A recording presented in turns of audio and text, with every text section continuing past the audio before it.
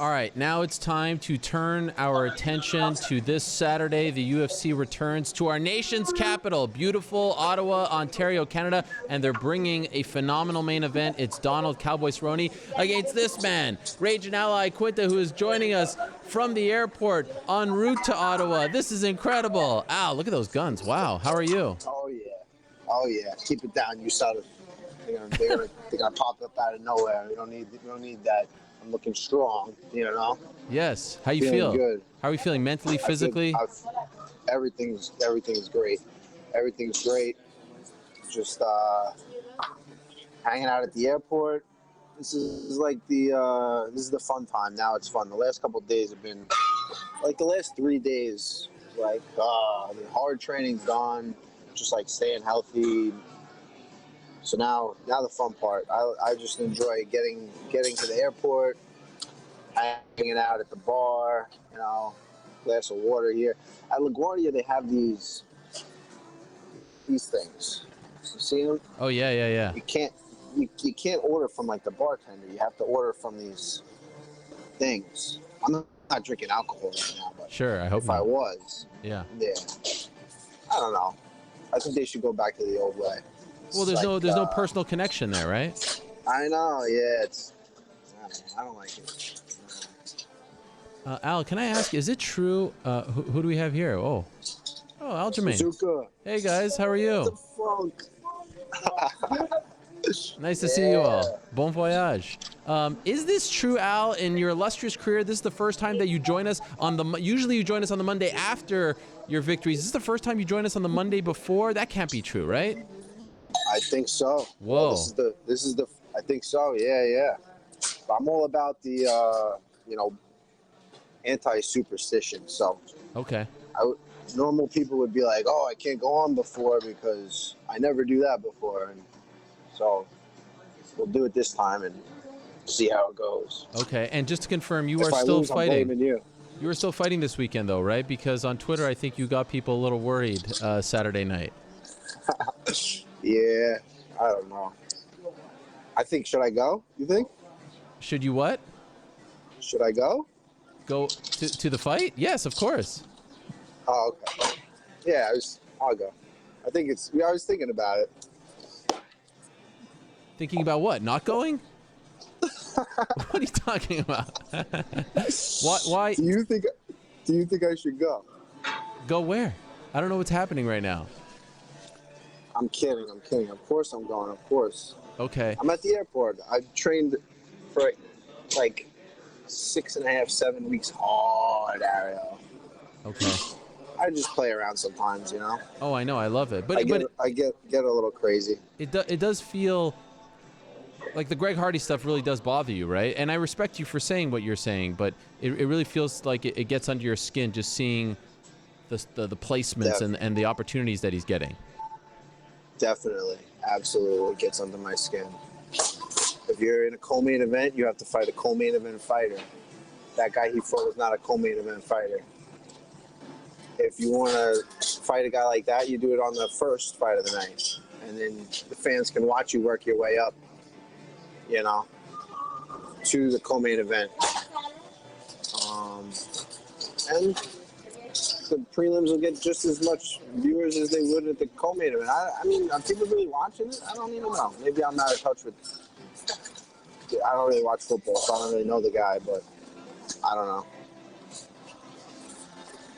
know. Okay. Did you hear Dana White say afterwards that, I don't know where we found this guy, Dmitrii, with 9 wins, all that stuff? Do you buy that? I don't buy it. Do you buy it?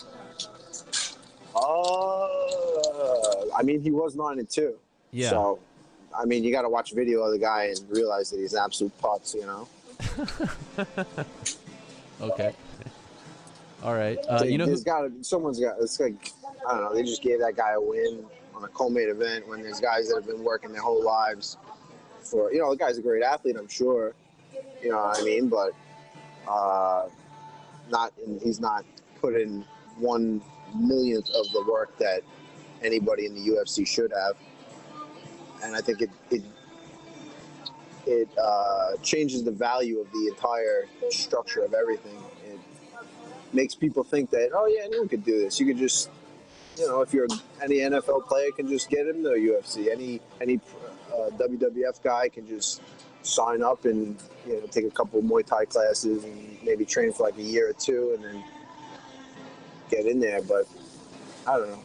I'm old school like that. I remember the old days when they would, oh, you want to fight? Okay, go in there with the top 5 guy. See how that works out for you. It shows the level of the athletes that we're dealing with here. Because if Greg Hardy went in there with a co-main event fighter, I don't think it would turn out his way. But I got to be honest with you, I did hear him on the UFC Unfiltered podcast, and he seems like he does get it.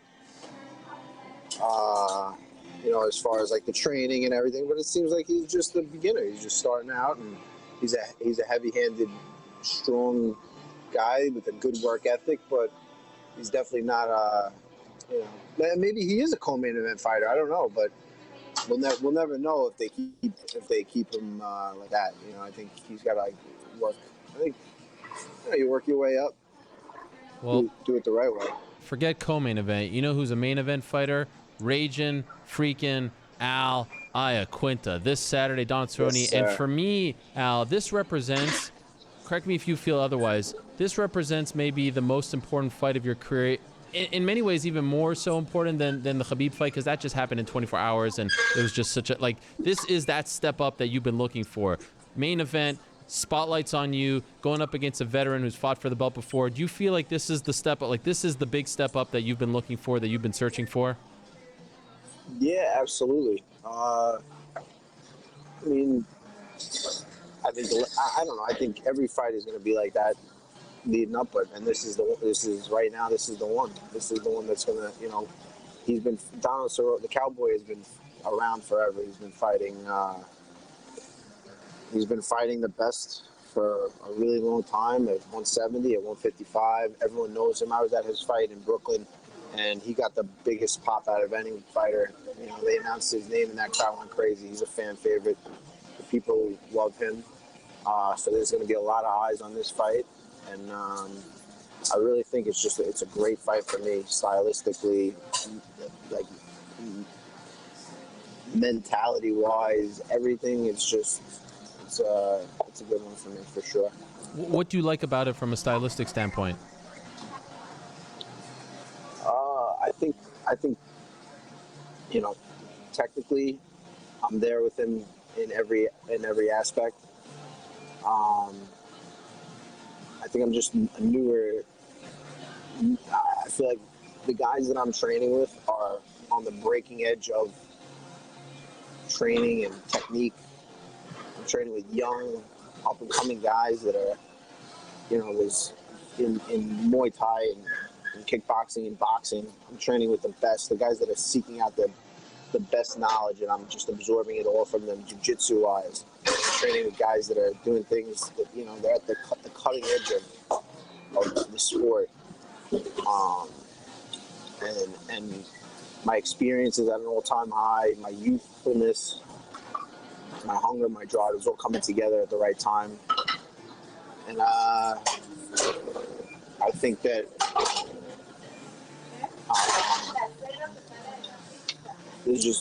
I'll break anybody. There's not many people that can. There's very, very, very few people that can hang with me on that in that aspect.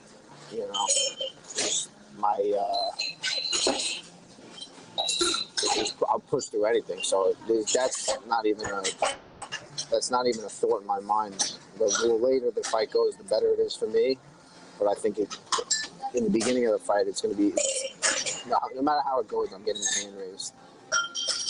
What's so interesting to me about your career trajectory is that it felt like a couple of years ago we were on the verge of maybe seeing the end of Al Iaquinta. Your body was injured. It looked like you couldn't get over the hump. There was a lot going on, and now all of a sudden here you are, you're coming off that great win over Kevin Lee. You're getting this big opportunity against Donald Cerrone. It feels like it was like this sliding doors moment where you could have went one way, but instead, as you're describing right here, you push through, and now it feels like there's a path here for you to really start to realize your dreams. You know what I'm talking about? It's pretty amazing to just think back to a couple years ago, because I was hearing stories you weren't able to train for fights. You couldn't. Your body was just not functioning.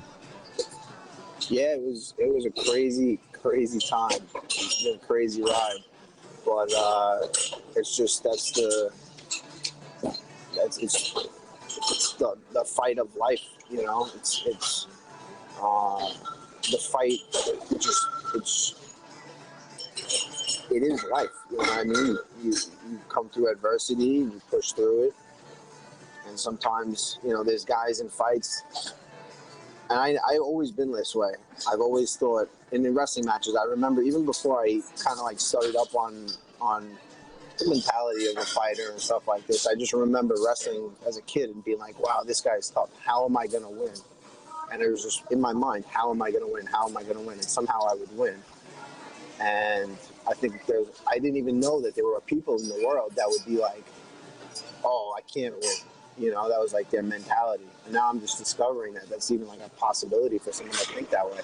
And those are the people that I beat. Those are the people in life that wouldn't have pushed through this, and they wouldn't have ended up,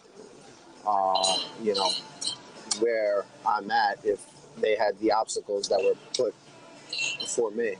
So it's just the way, I guess, I was raised, the way, I guess it's just the way things worked out that, where the environment I grew up, who knows what it is. It's just nature, nurture, everything combined together to make, I might not be the fastest, the strongest, whatever it is, but I find a way to win. That's one thing I'll always do. So I find a way. You mentioned being in Brooklyn for Cerrone's last fight, his win over Alex Hernandez. It seems like every couple fights, like he goes on a streak, Cerrone's back, then he loses a few, and then we think he's trailing off. Where do you think he's at now, especially with the move down to 155? Do you still feel like he's the Donald Cerrone of a few years ago who was challenging for a belt, or do you feel like he's on the tail end of his career? I'm hoping to make him look like he's on the tail end of his career. That's the goal. But I think he's. I don't know where he's at. I'm not. I know he's going to be going out there, and he's going to be trying to put it on me. So I'm going to have to get off first. I'm going to have to. I'm not expecting anything. He's dangerous. He showed it in that last fight. That kid was young, hungry, but I think his lack of experience showed in that fight. I think that's going to be the difference in this one. So business picking up at 155 finally, with Khabib expected to return in September. We had the interim title fight just a couple of weeks ago with Dustin Poirier. What did you think of that performance out of Poirier, and do you think that he should fight Khabib next? Yeah.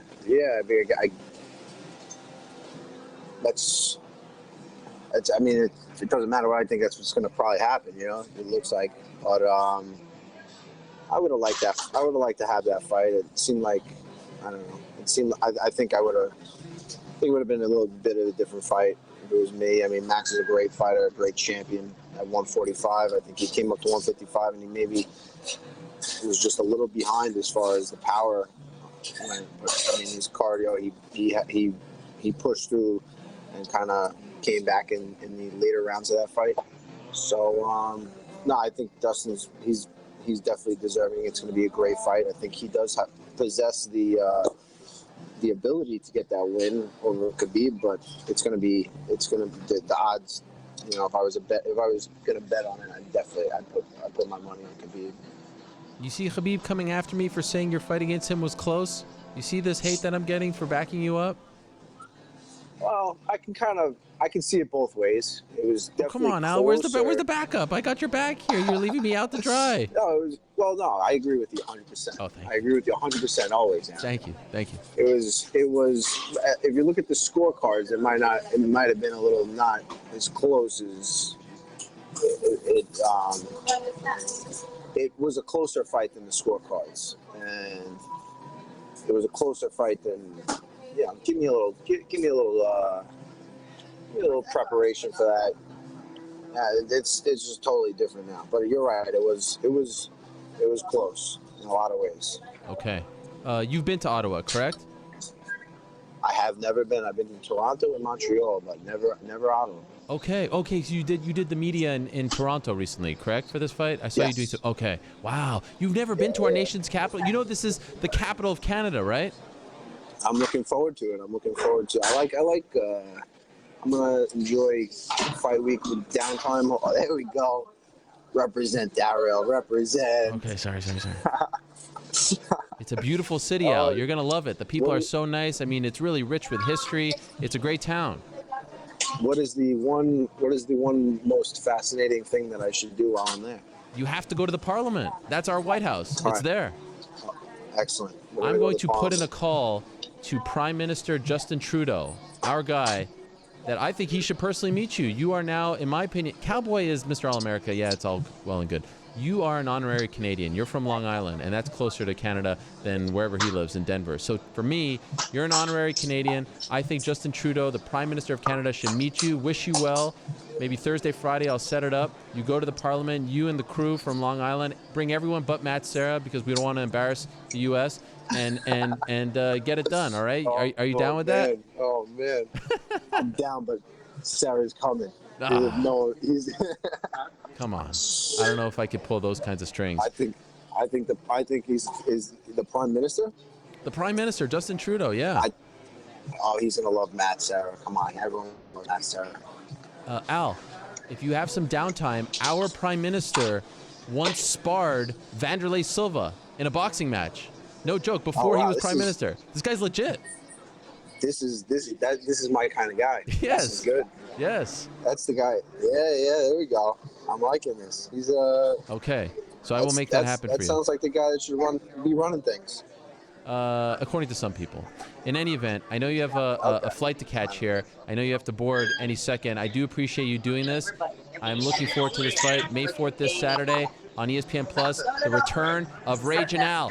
Same old Al going up against Cowboy Cerrone, a very important fight at 155 pounds. And then next week, we're going to talk to you from the bunker with the mauve bathrobe thing that you usually wear, okay? Let's not ruin that tradition.